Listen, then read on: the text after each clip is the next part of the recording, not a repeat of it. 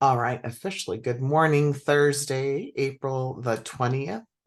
So glad to be here. We've all survived, maybe even possibly thrived, as Karen and I were talking about, through the eclipse and the new moon. I was just saying to Karen, I'm so much more aware now. I actually keep track of all of this in a journal that I have because I've always known that the moon cycles affected me, but um, just now I can think being everything kind of being a little bit heightened in my awareness.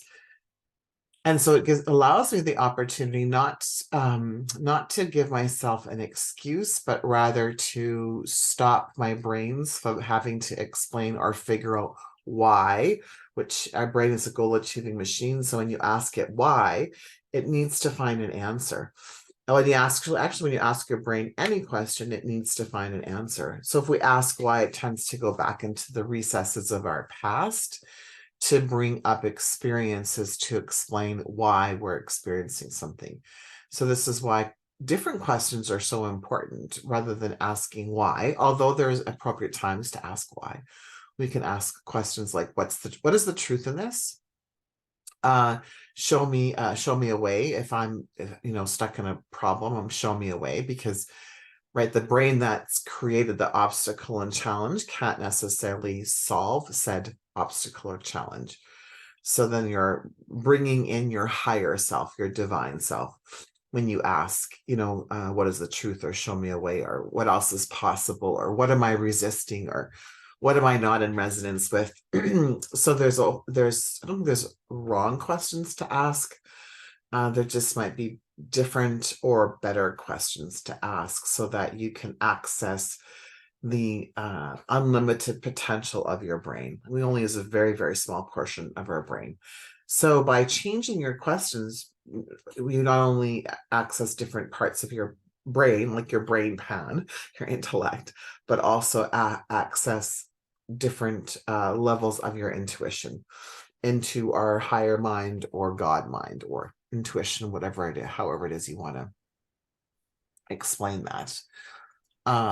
So just a couple of certain thoughts, around that, and being aware of, how does the energy of the planets or the moon affect you, if at all, right? It's kind of, people will share, oh, it's Mercury retrograde and everything goes bad during Mercury retrograde, which has not been my experience. Mercury retrograde is a period of time that, yes, communication can have an opportunity to be more miscommunication. Sometimes technology has its challenges with Mercury retrograde, but it is also an opportunity to see some of maybe the shadow self that needs more loving. Your core wounds, your core fears that maybe need more loving. And so it's also a great opportunity. So, when I hear, oh no, it's Mercury retrograde, which by the way, we're entering into Mercury retrograde, I always just, yeah, okay, cool. Right. And I don't let it, I'm in awareness, and I try to not allow it to influence my conscious side so that I'm expecting something to happen during Mercury retrograde. I don't expect anything bad or wrong to happen during any time. I'm just in awareness of, ooh, I might have said something and that's not my intention of how it was received. And so then I can, find a different way to communicate, and an awareness that sometimes this happens during Mercury retrograde. So it's maybe, sometimes it's making the decision. Maybe I don't talk about this really sensitive subject with my, as an example, my children during the Mercury retrograde. Can it wait 3 weeks? Right? Is it urgent? Right? Is there life at stake? If not, then I'll table it, which is really hard for me as a mom to do. Right? Even if it's just with a friend or Rob or my kids. So there's just different opportunities that we have. What I wanted to spend a little bit more time today is talking about something that I haven't really spoken about for a while to the group, is that creating a 12-week plan. Now, I briefly mentioned the other day something called the 12-week year. And it's a great book by Brian Moran. There's another author there. I'm so sorry that I can't remember your name. Brian Moran is the author that I remember. And here's what I like about the book. It gives you really specific strategies and tactics for a different way of setting intentions and goals. It is written by a man. There are certainly some patriarchal and divine masculine energies present. So, take what you like, leave the rest. When I'm looking at the work now, I go, I actually ask, how can I embody the divine feminine in this? And utilize my divine masculine at the same time. The premise of the book is that we typically, when we're setting goals or intentions, we typically achieve the most at the end of the year. So if we set a year goal, it's around October and November, people start going, oh shit, I was going to do this thing and I didn't do this thing. And then they get super focused. And so what Brian talks about is, rather than setting quarterly goals, which is what our institutions do and our corporations do, you actually look at 12 weeks as an entire year. So it's just a slight shift in mindset. It's a reframe. And you think, what can I accomplish in this quote unquote year? If you look at it as a quarter is part of a whole. And then what happens, he said, is that, because they played around with it, was that people still postponed things because it was in the first quarter. So they thought, well, if we don't get it done in the first quarter, we can move it to the next quarter. So that's why we don't work in quarters, but we work in actual 12 weeks. And you can do this at any point in time. Excuse me, I have to sneeze here. Trying not to. You can do this at any time. There we go. Hang on. I don't know if you know this trick, but if you put your finger here, he won't sneeze. There we go. And so you can do this at any time. Like you can pick up a 12-week year at any point in time. So I love this, and my neurodivergent brain loves this as well, because as a neurodivergent, we work better under tight deadlines. So it's a fantastic way to create a little bit of pressure, and pressure doesn't have to be bad, right? So pressure can be good. And so if the word pressure doesn't resonate with you, come up with a different word that resonates with you, that doesn't maybe trigger you. So they can create a bit of pressure. So for me, it's just this bit of there's a deadline that's important that I get this done. And so that's the first thing he talks about. What he does is, which I don't do, so this is what doesn't resonate with me, is at the end of the week, I do this part. At the end of the week, you assess, what did I do really well and what could I have done maybe differently? And what parts of my plan am I still procrastinating on, or do I see patterns of self-sabotage? And so what he does is he grades it. So if, say, for example, I've made the commitment to stretch 5 days a week and I stretched 3, my grade would be 3 out of 5. If I was going to drink, 4 liters of water a day, I would track that, and then I would grade that, how often I did that. If I was, wanting to eat differently, I would track my food and do that. So when I first started this years ago, I did that, and it worked really well until it didn't for me. So I can get a little obsessive.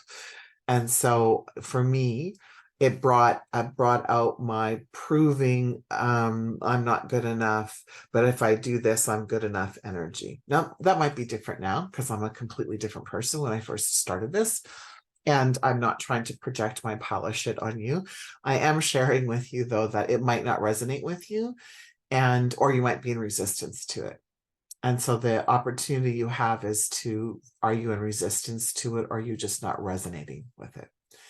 And what was important though for me was, so what I saw was I was 80% successful in a lot of things, and like I would lovingly say an epic fail in others. And so it's like, how in this epic fail, and failure no longer has a sting for me. So in this epic fail, what's going on? So what's my mindset around the things that I'm not completing? Is it a false belief? Does that result in procrastination or self-sabotage?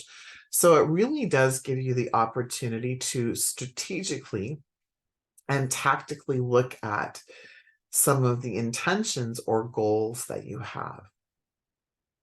So that's one premise. The second premise is there's no rollovers. This was and still continues to be one of my challenges, meaning if you set a task or a commitment for the day, it's done that day. There's no rolling it over to the next day.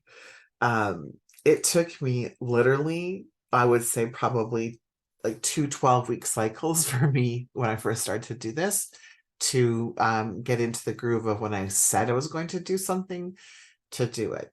And so what the beautiful piece of it was, though, when I got into it, I could start to see what I needed to have in place, what habits, right, I needed to have in place, again, where I was dropping a ball. So it was really, really insightful for me to make the commitment that if I made a commitment, I needed to follow through. The first thing that happened was I realized I was overcommitted, right? And so I had to look at all of the things and all of the people I committed to and restructure my day, actually restructure my entire life. So that was the first. The second thing was I realized in doing this that I had no clue with how long things actually took me. So for example, I started saying, okay, we're going to eat supper, because I started to calendar everything. So we're going to eat supper at 6 o'clock. Well, that's great. If you want to eat supper at 6 o'clock, guess what? You have to start preparing supper before 6 o'clock. And although I logically know that, my brain didn't make that connection until I started to put everything in the calendar. It's like, why are we eating at 7? Oh, well, because you're starting supper at 6. So are you wanting to eat at 7 or are you wanting to eat at 6? And so then I started to become just those little things, right? And so if you don't take, meat out, and you want to eat at 6 o'clock and you have your meat still frozen, how does that affect you? So I know that sound, it's like, when I say it out loud, it's like, oh my God, right? But it's true. It was all of these little things that I hadn't taken into consideration when I made the decision to build and develop my 12-week year and develop the strategies and tactics around my intention, around my goals. So for me, I would say I became more aware of time management and started to really see all of the places that I was overextending myself. For example, at that time, I belonged to a couple of different boards, and I always felt like I was running out of time. So when I started to use the 12-week year, I started to see why I'm running out of time. So for my neurodivergent people who maybe resist calendaring everything, there is a great app that I've been using now for about 3.5 weeks, maybe a month now, called Motion, Motion. And it's a desktop and mobile. It's anyone can use it, but it really was developed by someone who had ADHD. So people who I call them my creatives, right? That we don't necessarily follow the same time schedule that the rest of the world follows. It's great because what it does do, it uses artificial intelligence. So you enter your tasks and then you give it a deadline, and you can give it like a hard deadline, a soft deadline. You can rate the importance of it. And what happens is it links to your calendar. So it's an online calendar, and it places different tasks or things to do in open areas of your calendar. Then if you don't do it, it moves it. It finds the next space to do it. So it's a little bit, I guess, counter to what I said with regards to the 12-week year, meaning once you set a task, you do it and you don't roll it over. And however, and it's a great tool because it will move things over for you if you forget. And the real one of the real challenges with a neurodivergent brain is if it's not in our face, we actually will forget. So right, yeah, so that's why in theory, I do love the Brian Moran, and and when I go into my, okay, I'm going to do this 12-week thing, I endeavor to make the commitments and be really aware of my time and say, what am I actually committing to and what would be a bonus? So I change my language. What am I actually committing to? What are the 3 things I'm actually committing to? And what are the bonuses? Now, again, that's not quite what Brian Moran does. And as you all know, I take what I like and I leave the rest and I adjust for my own personality. So the first the premise, as I said, is that there's no rollovers, right? The other premise is you assess, right, on a weekly basis, what went well and what didn't go well. I still do this every week. I still look at my week. Now I don't grade myself any longer, but I certainly am an awareness of, okay, did I accomplish and achieve? So that's the divine masculine, the things that I set out to achieve. Now I find if I don't strategically implement the 12-week year, I still get things done. It feels less strategic. So there's not a right or wrong way to it. It just some things might fall on the wayside. So I know for me, it's important that I bring this into my awareness again, which is another reason why I'm sharing it with all of you, right? So in this 12-week, you treat it like a year. And so you would look at it, and whether you use the word goal or intention, what are your goals or your intentions in every one, in every area of your life? Because the thing is, it's important that we don't just focus on our business, right? So where are you at in other areas of your life? And you can split it up however you want to, right? And so you can do health and wellness as a category if you want to, personal development if that's what you wanted to, business. Some people set aside as like they put a financial goal in place. Whatever it is for some of you, it will be important to be specific because you're specific manifestors and that feels good. For others, you're going to be non-specific and it might not be tangible, meaning some of you are going to love, let's release 20 pounds and increase my muscle mass by 2%, increase my stretching capabilities by 10%, and create $20,000. Some of you love that. Others will be to have better health and wellness. The challenge only with that piece of the better health and wellness is, how will you know that what's better? So it might be a feeling instead. I feel more secure. I feel like I have more energy. I feel better in my clothes. So it's still specific, but it's not quite as specific as a number. Because the important thing is to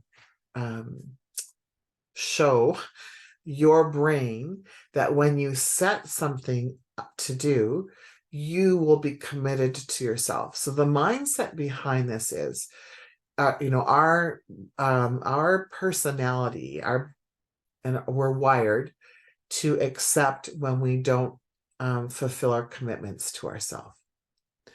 The challenge, though, is when you go to do something maybe that's extremely important to you, there is a lingering, yeah, but yeah, but you've tried this before, or yeah, but look at all the things that you do, or yeah, but, which is of course tied to a false belief. However, the more that you don't commit to yourself, the more that this will come up, the more that the false belief of, and then whatever your false belief is, right? Um, so that's why when I'm saying commit, if you're committing, commit to what you know you can do that day.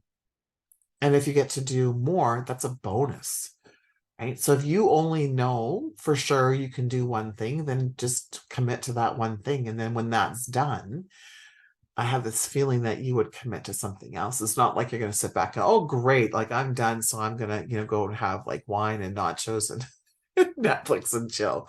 It's 10 a.m. Look at me go. I'm done now for the day. Or you might want to, and that's cool because you did your one thing. And so it's really just, from that perspective. So it's what would you like to accomplish or achieve goals in the next 12 weeks? If you're comfortable, do what I call the stretch goal, right? So because here's what happens for some people in goal setting. If they don't achieve the goal the way they set out, they find themselves spinning in despair. And a goal is simply a target. A goal is simply a target. And so if you missed the target and you made the daily commitment and you followed along all the way through, right? What you did well, what you could have done better, you did the best that you can. If you missed the target, so be it.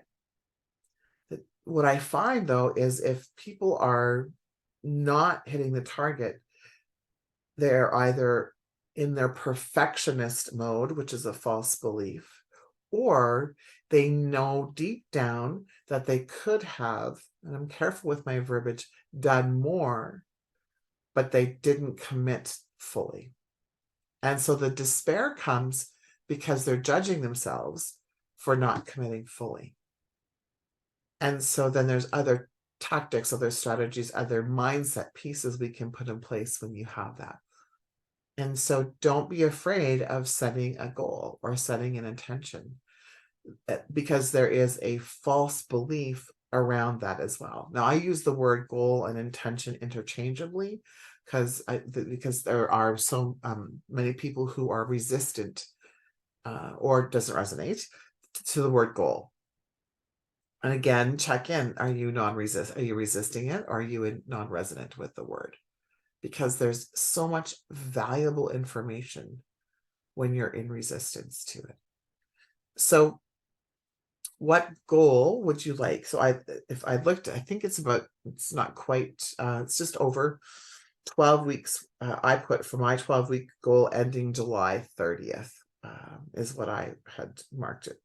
And so then you set the intention, you set the goal. So that's the first piece. You may not know how to achieve that goal, and that's okay, because once you set that goal, the divine self, right, your reticular activating system, will start to find a ways and means for you to actually achieve the goal. And sometimes it is wrapped up in an obstacle or challenge. And then on a weekly basis, okay, what do I need to do in order to move towards this goal? And you might not know, right? It might be like, okay, here's the goal that I have, and I'm not really sure what the next step is. So you just ask for assistance, right? Ask your divine self. This is what I desire, and I'm not really sure what my next steps are. I really need you to show me the way. And then watch, listen, be in awareness of the steps that you're being guided to take, the inspired action that you're being guided to take. And remember two key things. One of them is it might not look like you think it is, right? So I shared the story of how, right, I had set a money intention years ago, and within a couple of days I was guided to go to Starbucks. like at 8:30 or 9 o'clock in the morning, wasn't fully dressed, like, right, no makeup, and had had coffee. And I was like, I don't need to go to Starbucks and pay, $7 for a latte. I just had one. So I was trying to rationalize to my intuition why I didn't need to go. And I just kept hearing, just go, just like go to Starbucks. And so I went to go to Starbucks. I went to go to the drive-through and I heard no, go in. And I'm like, are you kidding me? Because like I was wearing like fuzzy, like a big fuzzy sweater, no makeup. I was like, I don't want anyone to see me. Like, right. And I was guided to go in. And there was someone there's like, oh my goodness, I was looking for your phone number because I wanted to work with you and I couldn't find you. And so your inspired action might not look the way that you think that it is. So you set the goal, you review it weekly. Are you moving towards it? Are you moving away from it? Or do you not know? And this is important. You might not know. It might be like it on paper, it looks like I'm not moving towards that goal. And then you can ask divine source energy, show me the way. If I am moving towards the goal, right, then I need you to show me how I'm moving towards the goal. Show me what you have in play for me to move towards the goal. So I rely very heavily on my higher power while I'm doing my 12-week strategies and tactics. So you have the goal, and then you start looking at so my goal is this, then what steps do I need to, so then you reverse engineer it. Now, if it's a money goal, it might be really exciting for you to reverse engineer all of the different ways you can create the cash flow. For some of you, that's just gonna, you'd rather poke your eye out. So again, take what you love and work it in your way.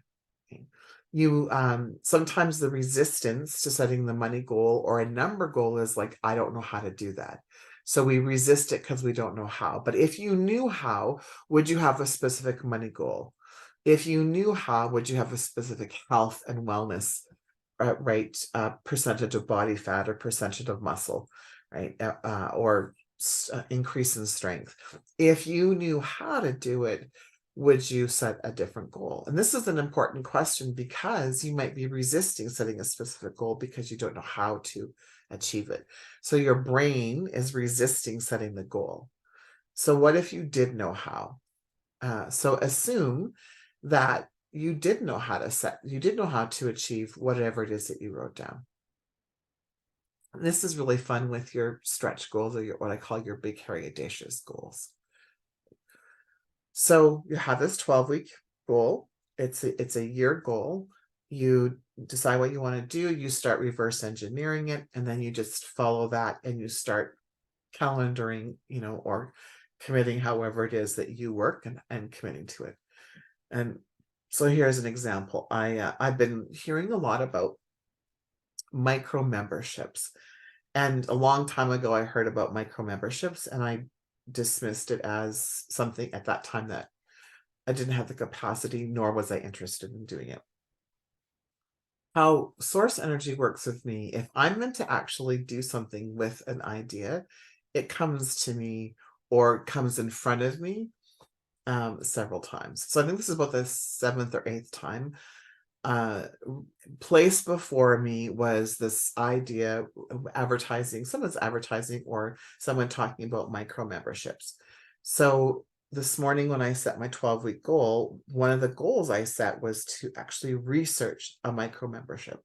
So that although that's like a tactic and strategy, part of it, the goal itself isn't to create a membership, but it's to research the membership. So if that happens to be a goal, so that's a goal, I could reverse engineer that. So then I start to calendar, how often do I want to start like the research? Like what time, how much time do I want to commit to the research? So I can even go further. What's my goal? So truly the goal of doing the research for the micro membership is, for me in particular, is that something that I might want to implement? So being clear about my intention, or B, do I just want to know enough about it where I can start recommending my clients to build micro memberships? So there's kind of a double intention there, right? Now, when you're taking your goal and you're, like I said, you start to reverse engineer it. Now there could be but you might have a better way of doing that yourself. This is just kind of what happens based on what Brian says and based on what I do. And then you move forward on it and you check in on a regular basis, right? When I start to bodybuild, sorry, I'm 2 minutes over, but I'll just quickly share this with you. When I start to bodybuild, um, one of the reasons why I started to bodybuild was I shared with my kids, who are both competitive athletes at the time. I started asking them questions about, when you're in pain, how do you not stop? Because I was fascinated when my kids were playing basketball and they'd have like a side split and they would not come off the court. Both of them just stayed. And sometimes they would stay until they were pulled off, and then they would go to the corner, puke, come back and play again. And I was fascinated by that, because that was like, I must have missed that gene. I used to say, I must have missed that gene. So when I asked them about it, they just said, well, it's temporary. The pain's temporary. Like, Mom, if it's a temporary pain or if there's something wrong, because I know my body. And I thought, okay, yeah, that's pretty cool. And then we talked about goal setting. I've always been a big goal setter. Their dad wasn't. And we just talked about the difference, and not right or wrong or good or bad. And I had shared with the kids that I thought that anything was possible when you're setting goals. But the thing was to check in on a weekly basis and ask yourself, am I moving towards the goal or not? So it's kind of like, I'm either pregnant or I'm not. I had to just be really clear with myself, and then to not judge myself. And then the kids asked me if there's ever anything I wanted to do that I didn't do. And I said, no, I'm pretty, fortunate. I feel like I've done most everything I've wanted. And then I realized after the conversation that I'd always wanted to bodybuild, but I didn't because my father thought it was gross. And my husband at the time got super jealous anytime I got really, really fit, and it wasn't worth the arguments. And I remember laying in bed going, I'm 45 years old. I think I can let what my daddy thinks about me go, knowing there would be work there. And then the work around with Darcy at the time, which is, I really want to do this. And so as you get jealous, maybe we need to go to counseling, maybe there's something that we can do together, but can we talk, but I really want to do this. And because it was specific enough and in a time frame, because I decided I actually wanted to compete in the following year. So I gave myself plenty of time, gave myself 12 months to get ready for my first competition. Everything needed to be reverse engineered. There was like, what's the first part of this goal? What's the second part of the goal? And every week then it was an assessment of, and it was graded. So it was, did I eat 80% on point? Did I work out 80% on point? And that's what my trainer said. He said, do not expect perfection or you're going to drive yourself crazy and you won't do this. He said, you look for do the 80-20 rule, right? Which is 80% of the time you're on point and you give yourself grace for 20% of the time. So I took that principle into the 12-week year, right? I'm looking for 80%. I am not looking for perfection. And again, that's important for myself because I can get really caught up in perfection and I can get obsessed with it has to be 100% or I failed. And that part of me is no longer. I'm just an awareness to share it with people because I know some people are perfectionists. So let me see if there's any other thing I'm supposed to share with you today.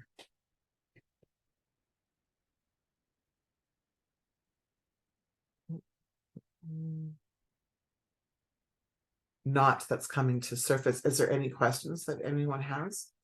I'll just stop the recording for you.